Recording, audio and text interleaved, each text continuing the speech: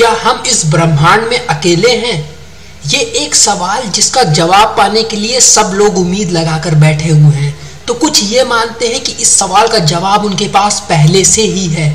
कुछ वैज्ञानिक पूरी तरह से सहमत हैं कि अगर बहुत जल्दी नहीं पर तब भी आने वाले 30 सालों के अंदर एलियन लाइफ का पता चल जाएगा।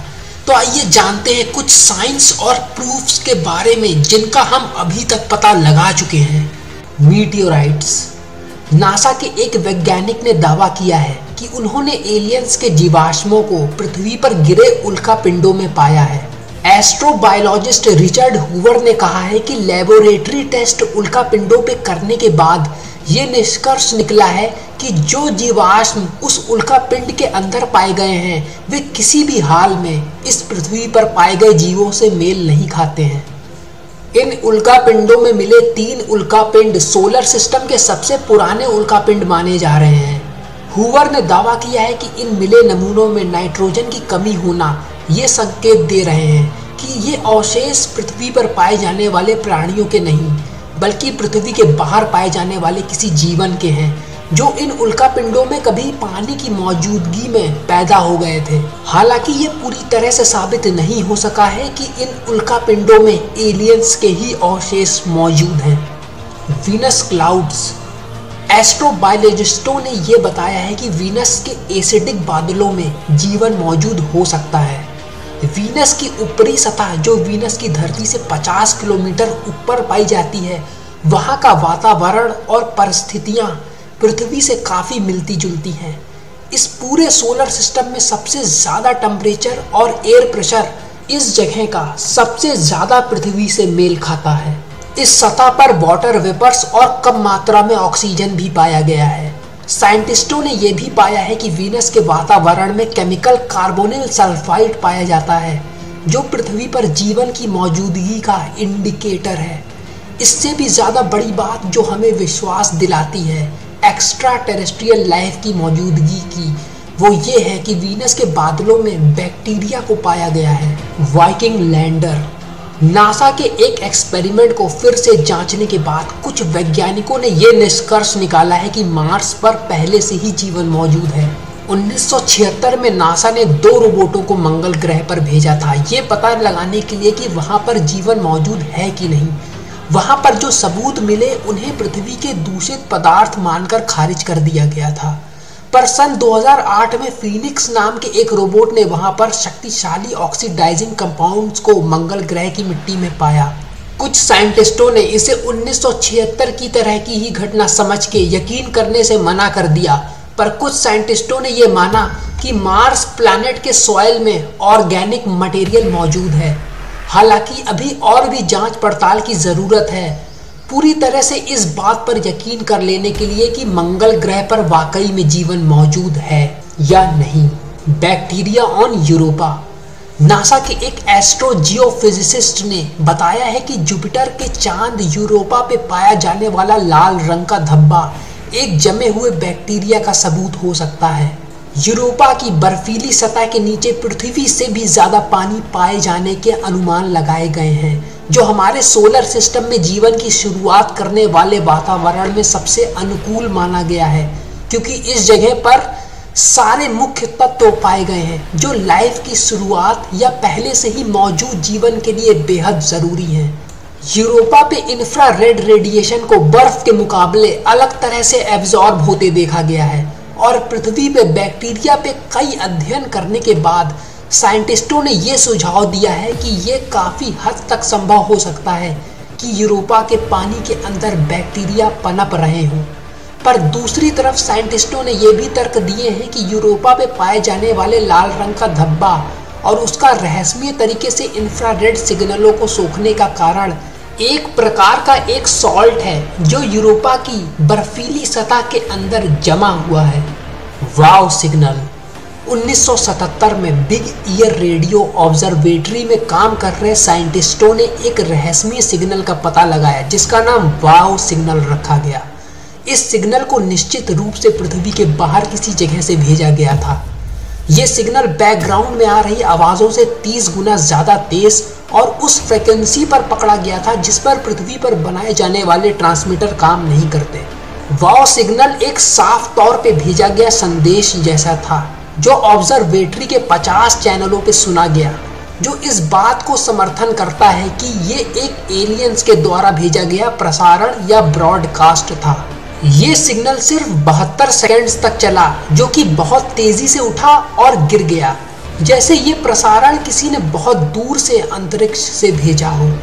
वाव सिग्नल के बारे में बार बार छानबीन करने के बाद भी इस सिग्नल को दोबारा नहीं सुना जा सका, और न ही इसके आने का कारण, कहां से ये आया था, इसे किसने भेजा था, ये आज तक एक अनसुलझा रहस्य बना हुआ है। Life on Titan.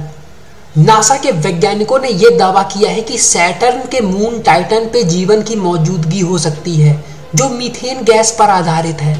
टाइटन का गाढ़ा वातावरण रासायनिक तौर पे सक्रिय है, यानी केमिकली एक्टिव है, और अच्छी मात्रा में कार्बन कंपाउंड से युक्त है, जो कि एक अच्छी खासी सामग्री है किसी भी ग्रह पर जीवन की उत्पत्ति या समर्थन करने के लिए। और ऐसी ही पृथ्वी पर भी जीवन की शुरुआत हुई थी।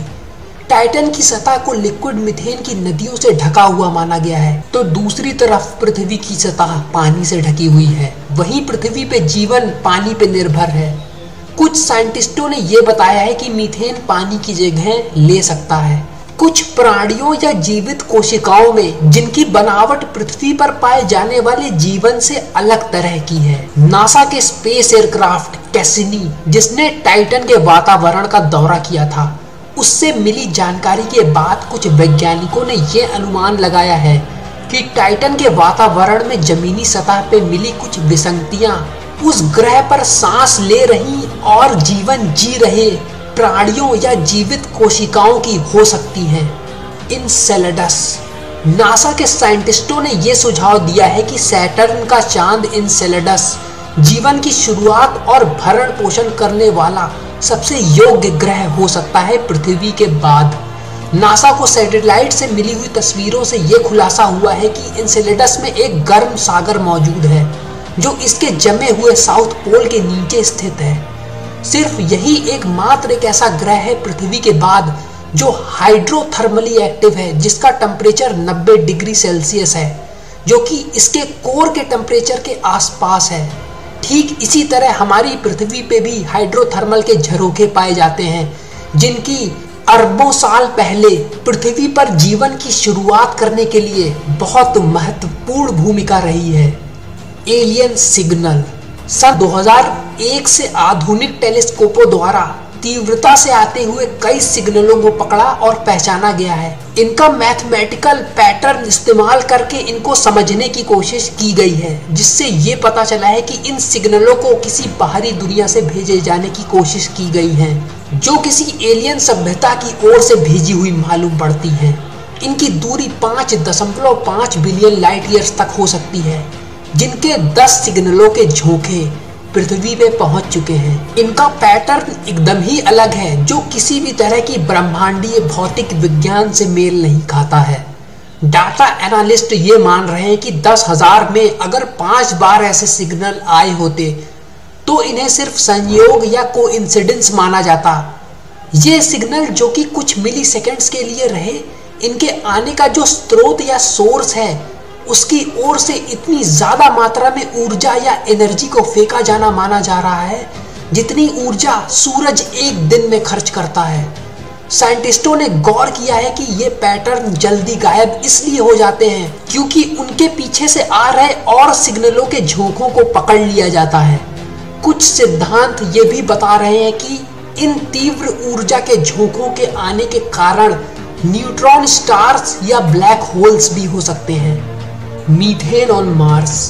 नासा के क्यूरोसिटी नाम के यान ने मार्स पे जीवन की मौजूदगी के कई नमूनों को पेश किया है।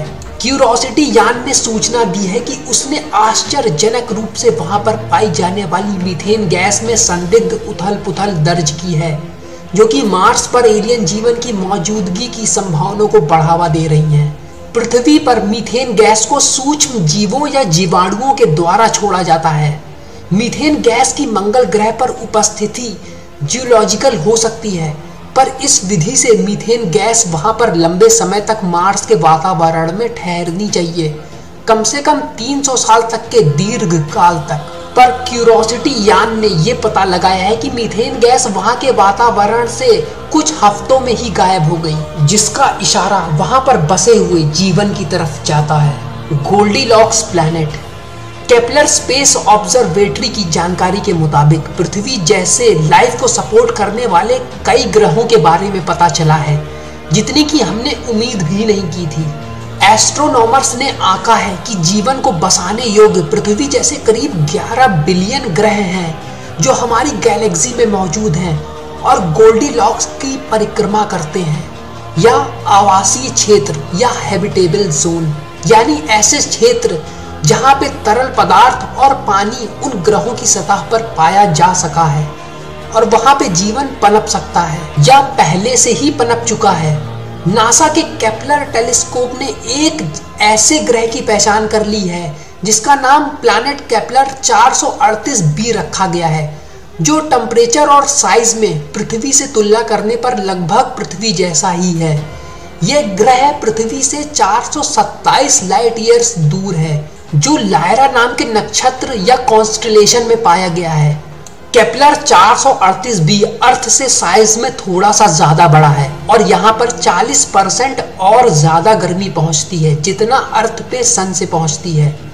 केपलर 438b उन 8 ग्रहों में से एक है जो पृथ्वी से मिलते जुलते ग्रह पाए गए हैं, जिसको हाल ही में अपने सोलर सिस्टम से बाहर के ग्रहों में खोजा गया है। ये ग्रह सोलर सिस्टम जैसे एक ऐसे सिस्टम में पाया जाता है जो गोल्डीलॉक या हैबिटेबल जोन यानी आवासीय क्षेत्र में अपने खुद के सूरज के साथ मौजूद है, जहां पे जीवन के पनपने की पूरी संभावनाएं हैं या पहले से ही फल फूल चुकी हैं।